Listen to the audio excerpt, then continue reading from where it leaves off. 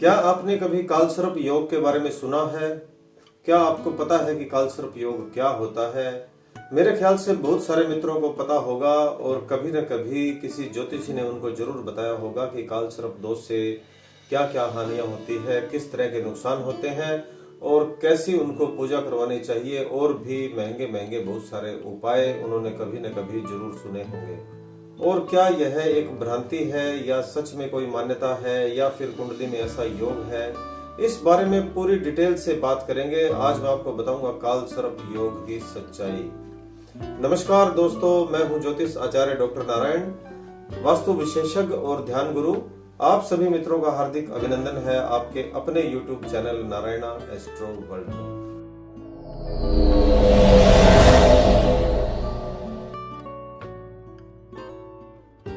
आज के वीडियो में हम बात करेंगे कालसर्प योग के बारे में, कारण, उपाय, लक्षण, क्या क्या परेशानियां होती है, पूरी डिटेल से समझाऊंगा और आपको समझने की कोशिश करनी है। यह चार्ट है कालसर्प योग का। आप देखिए, सबसे पहले आपको बताता हूँ कालसर्प योग क्या होता है। राहु और केतु दोनों छाया ग्रह है, शैडो प्लेनेट है, और उन दोनों ग्रहों के बीच में जब भी सभी ग्रह आ जाएं तो कालसर्प योग बनता है। जैसे देखिए, यह एक चार्ट है, तो यहाँ पे दूसरे घर में राहु है और 8वें घर में केतु है। इन दोनों ग्रहों के बीच में बाकी सभी ग्रह आ गए और कुंडली का जो दूसरा पार्ट है वह बिल्कुल खाली पड़ा है। इसका मतलब यह है कि कालसर्प योग बनता है। अब आप इस चार्ट में देखिए, यह जो बाकी के ग्रह हैं, यह सारे यदि इस साइड होते और इधर वाला जो पार्ट है वह खाली होता तब भी कालसर्प योग बनता, या फिर राहु यहाँ आ जाता, केतु यहाँ आ जाता और उसके बीच में सारे ग्रह आ जाते, ऊपर वाला पार्ट खाली होता, तब भी कालसर्प योग बनता। 12 प्रकार के होते हैं कालसर्प योग। अनंत कालसर्प योग होता है, एक तक्षक कालसर्प योग होता है, एक गुलिक कालसर्प योग होता है, ऐसे 12 प्रकार के योग होते हैं। देखिए, मैंने इतनी जन्म पत्रिकाएं देखी है, उसमें राहु और केतु ग्रह के बीच में जब भी सभी ग्रह आए हों और कुंडली का एक पार्ट खाली हो, तब उस व्यक्ति के जीवन में संघर्ष अधिक रहा है, ऐसा मैंने देखा है। दूसरी बात, इसको दूसरे शब्दों में समझें कि कुंडली का कोई भी एक पार्ट, जैसे कुंडली के 2 पार्ट है, चाहे आप आधा नीचे और आधा ऊपर कर लीजिए या फिर आधा लेफ्ट राइट कर लीजिए, चाहे इधर वाले पार्ट में सभी ग्रह हो और इधर वाला पार्ट खाली हो, जब सभी ग्रह हो तो व्यक्ति के जीवन में बड़ा स्ट्रगल रहता है, संघर्ष रहता है।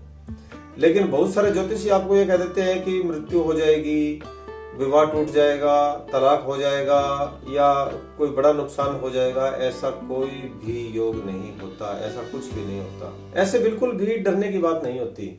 जीवन में संघर्ष होना है, उसके बहुत सारे कारण होते हैं। राहु और केतु का कारण तो है ही कालसर्प योग का, उसके अलावा गुरु चंडाल योग है, अन्य तरह के कई योग हैं, या किसी का मंगल भारी होना, किसी का शनि भारी होना, किसी न किसी तरीके से संघर्ष हो सकता है जीवन में।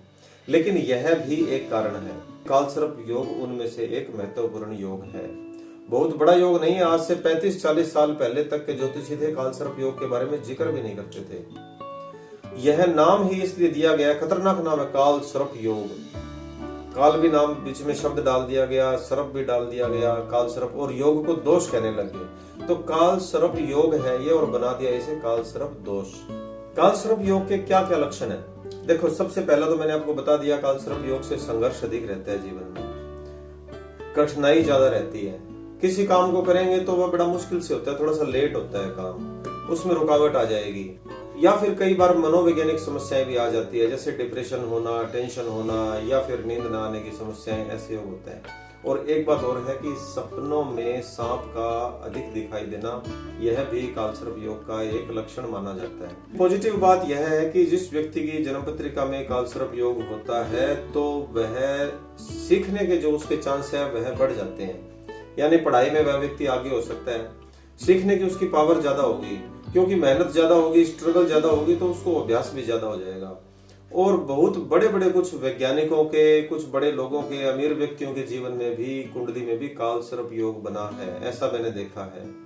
तो आपको घबराने की जरूरत नहीं है।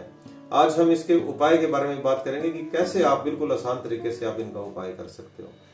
अभी मैंने पहले ही एक वीडियो में बोला था कि आप घर में तुलसी का पौधा ले आइए और उस तुलसी के पौधे में आपको दीपक जलाना है। तो सोमवार के दिन या शनिवार के दिन तुलसी माता के पौधे में दीपक जलाएं तो कालसर्प योग में कमी आएगी और दूसरा, आप महामृत्युंजय मंत्र का जाप हर रोज 1 माला करें। सोमवार और शनिवार के दिन शिवलिंग पर जल अर्पण करने से भी कालसर्प योग का उपाय होता है। नागपंचमी के दिन आप नाग देवता की पूजा करें और ओम नमः शिवाय मंत्र यदि आप हर रोज 1 माला कर लेते हैं, महामृत्युंजय मंत्र भी कर सकते हैं और ओम नमः शिवाय मंत्र भी कर सकते हैं। लेकिन ओम नमः शिवाय जो मंत्र है, यदि आपको गुरु देता है वह मंत्र, तो आप बोले तो उसका रिजल्ट ज्यादा मिलता है। और महामृत्युंजय मंत्र आप बिना किसी गुरु के भी आप हर रोज जाप कर सकते हैं। महामृत्युंजय मंत्र आपको बोल के बता देता हूँ। ओम त्र्यंबकम यजामहे सुगंधिम पुष्टिवर्धनम उर्वारुकमिव बंधनान् मृत्योर्मोक्ष्यमामृतात्। महामृत्युंजय मंत्र बोलने से वैसे भी और बहुत सारे शारीरिक कष्टों में भी सुधार होता है। यदि कोई पहले बीमारी चल रही है, कोई कष्ट है, तो उसमें भी आपको लाभ मिलेगा। राहु ग्रह और केतु ग्रह को शांत करने के लिए लोहे का, सरसों के तेल का और काले तिल का दान किया जाता है। यह भी अधिक शुभ रहेगा। और एक बहुत ही आसान उपाय है कालसर्प महा इंद्रायण यंत्र। आप उस व्यक्ति के वस्त्रों में रख दीजिए जिस व्यक्ति की कुंडली में कालसर्प योग बनता है, तो भी उसे जीवन में कभी इस योग के कारण परेशानी नहीं आएगी।